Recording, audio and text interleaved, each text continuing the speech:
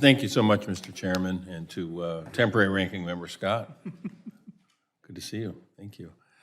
Listening to my friend from Wisconsin, it's obvious that there are some areas where we have significant disagreement, but interestingly enough, some areas where we might find agreement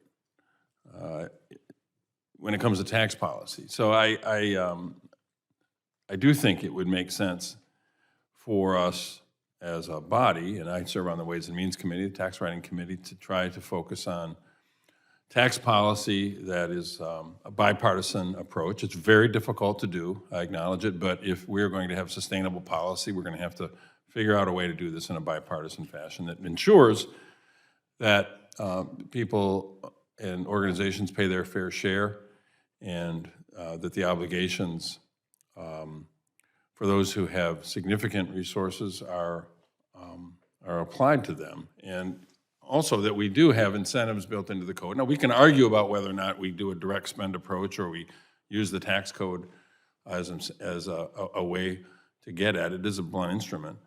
But I don't think we can deny that there are priorities, that are federal priorities that we ought to focus upon. And I do believe that housing, a fundamental aspect of the hierarchy of human needs, ought to be on the agenda for the federal government. And whatever method we want to use to get at it, I'm interested in a conversation on that. But I think, unfortunately, what we've seen most recently in the legislation that House Republicans have advanced doesn't meet those tests. It doesn't substantially cut taxes for working families. Certainly doesn't deal with some of the needs of the most at-risk people that we face. And we've had conversations about the low-income individuals. We certainly had conversations about the child tax credit, but that didn't make it into their legislation. Instead, it overwhelmingly would cut taxes for the largest and wealthiest corporations. So it's not a fiscally responsible approach. It increases our deficits and exacerbates the inequities in the tax code. So, I mean, obviously, we may not all agree on that particular point, but I think any thoughtful analysis of the Republican plan would cause that conclusion to be drawn. We saw, for example, as a result of Republican tax legislation in 2020, 55 of the largest Fortune 500 companies don't pay federal taxes.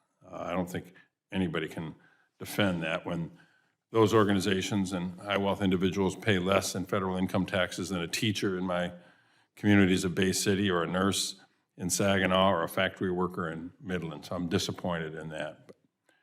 But Mr. Mazur, I wonder if you might just take a moment to comment on the economic and fiscal benefits of first cutting taxes for workers and middle income families to grow the economy, and second, making sure that those large corporations and wealthy individuals pay more, just to be blunt, more meaning their fair share, in order to reduce our deficit. I mean, it's a fundamental question, but that really is the question before us. No, let's start the second part. Basically, if you have a set of goods and services that the federal government is providing, you should find a way to pay for them.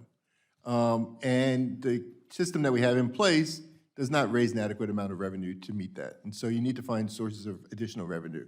And you're right to focus on large corporations who are paying nothing or small amounts of tax, and high-income individuals who similarly pay less tax than folks further down the income distribution. So that'd be the first place to start.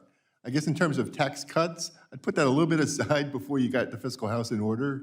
Tax cuts are not going to be a driving force for making the economy work better, right? You want to have a good labor force, good infrastructure, well-educated population, and so on. Tax cuts are sort of secondary to that. But in that context, though, when I think about tax obligations, if you could just briefly address the economic impact of, say, for instance, the refundable child tax credit. So refundable child tax credit, we saw this occur when it was paid on a monthly basis. We saw it improve the life situations of the recipients significantly. And so that's a situation where getting additional money into the pockets of those people was a good thing.